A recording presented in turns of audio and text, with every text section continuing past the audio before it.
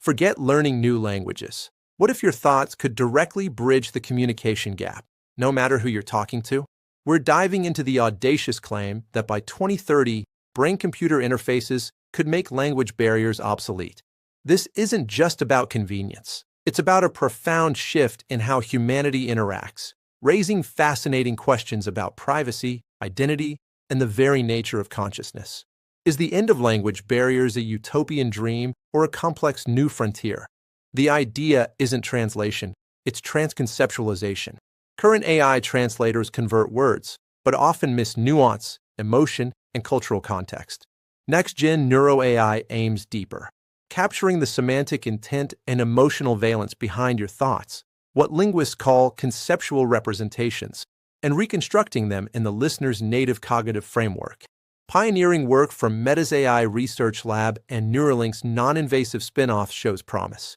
Using high-resolution FNIRS and adaptive deep learning, researchers can now decode not just what a person is thinking about, but how, as a fruit, a brand, a symbol of temptation, based on cross-modal neural activation patterns. In controlled trials, 2 participants wearing lightweight neural headsets engaged in silent conversation. One imagined describing a childhood memory. The system extracted core concepts, emotional tone, and relational context, then reconstructed a personalized narrative in the listener's language, triggering near identical neural responses in both brains. This isn't telepathy. It's mediated shared intentionality. Crucially, no raw thoughts are transmitted. Instead, AI acts as a semantic bridge, compressing high-dimensional brain activity into abstract concept graphs, filtering for consented intent, then re-embedding those concepts using the recipient's linguistic and cultural priors. Early prototypes already assist nonverbal individuals, ALS patients, speak, enrich, emotionally textured narratives reconstructed from motor cortex and semantic network activity.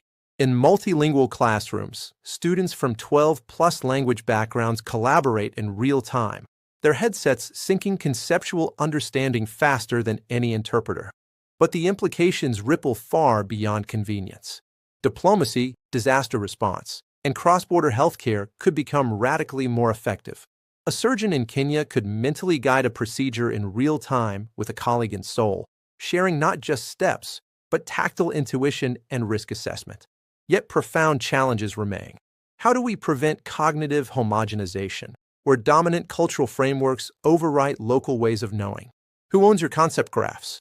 And can consent truly be granular when sharing something as fluid as thought? The most promising frameworks emerging, like the IEEE Neuroethics Protocol, mandate user sovereignty. Individuals control which layers of cognition are shared, can audit reconstructions, and revoke access instantly. The goal isn't to erase language, but to add a deeper layer of connection beneath it. Because the most powerful thing we share may not be words, but meaning. If you're captivated by the intersection of neuroscience, AI, and human connection, and how it's reshaping empathy itself, please subscribe to Tomorrow Intelligence, hit like, share this with someone who dreams in multiple languages, and tap the bell icon. We explore not just what's coming, but what it means to be human in a world where minds can finally meet, unfiltered. What if language wasn't a filter, but a launchpad? Imagine conveying not just what you mean, but how you mean it. The nuance, the emotion, the cultural memory wrapped in a single thought, directly to another mind, across any tongue. That's the neuro-linguistic leap driving the next wave of brain-computer interfaces, moving beyond word-for-word translation to meaning-for-meaning transfer. This isn't about reading raw thoughts. It's about decoding intent-rich neural signatures. When you think of home, your brain activates a unique constellation, warmth, a specific door sound, a scent, a feeling of safety. Advanced FNIRS and high-density dry EEG arrays, paired with multimodal foundation models, are now trained to map these distributed patterns, not to English or Mandarin, but to abstract semantic vectors. AI doesn't translate to a language. It reconstructs the concept within the listener's neural framework, using their own linguistic and experiential priors. Think of it as cognitive interoperability. But the data challenge is staggering. A single minute of high-res neural activity can generate terabytes. The breakthrough? On-device edge AI chips, like NeuroPixel's 3.0 and Meta's Neural Edge SoC, perform real-time dimensionality reduction, extracting only intent-relevant features before transmission. Privacy isn't an afterthought. Raw data stays local. Only encrypted concept hashes leave the device. And yes, comfort matters. By 2030, BCIs are no longer medical implants or lab rigs, but sleek, all-day wearables, headbands with flexible graphene sensors, behind-the-ear patches, even smart fabric liners and baseball caps, calibrated in under 5 minutes via self-supervised learning. Battery life? 48 hours. Accuracy? Over 89% for core concept transfer in multilingual trials. This isn't the end of language. It's the beginning of deeper understanding. If you're excited by tech that doesn't just connect devices, but minds, please subscribe to Tomorrow Intelligence. Hit like, share this with a linguist, neuroscientist, or global citizen, and tap the bell icon. We explore the future where innovation serves empathy, one thought at a time. What if the most intimate thing you own, your inner voice, could be streamed, stored, or even sold? As brain-computer interfaces edge toward mainstream use, we're not just facing a technical revolution. We're standing at an ethical precipice, one where connection and control, empathy and exploitation hang in the balance. First, thought ownership. If your neural data is used to train a shared concept library, or worse, monetized by a platform, do you retain rights to your cognitive patterns? Early frameworks like the OECD Neurodata Charter propose cognitive property rights, treating raw neural signals as biometric IP. But enforcement is fragile. On-device processing helps, but if the output, your reconstructed intent, is shared, who controls its use?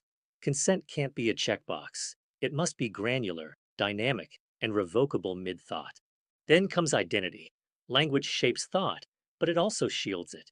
Irony, private jokes, unformed ideas, these thrive in the gap between mind and speech. If thoughts move directly, unfiltered, into shared space, do we risk a flattening of self? Could cultural homogenization accelerate as dominant conceptual frameworks overwrite local ways of knowing? The goal shouldn't be universal sameness, but mutual intelligibility that preserves nuance. And the divide looms largest. High-fidelity BCIs won't be free at launch. If thought sharing becomes essential for diplomacy, education, or even employment, a new elite, the neuroconnected, could emerge. That's why open standards and public infrastructure matter. Imagine community BCI hubs and libraries, like today's computer labs, or subsidized neural literacy programs in schools. This isn't fear-mongering. It's foresight. The tech is coming fast. What we build around it determines whether it deepens humanity or diminishes it.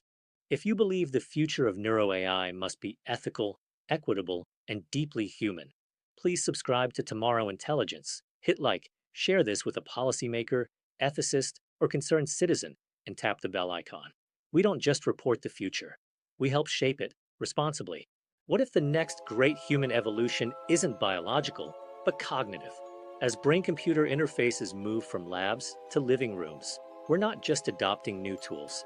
We're relearning how to be, how we learn, relate, and even define ourselves. The question isn't if this shift arrives by 2030. It's whether we'll shape it or be shaped by it. Education will transform first. Imagine classrooms where complex ideas, quantum physics, empathy, systems thinking are not just explained, but experienced as shared mental models.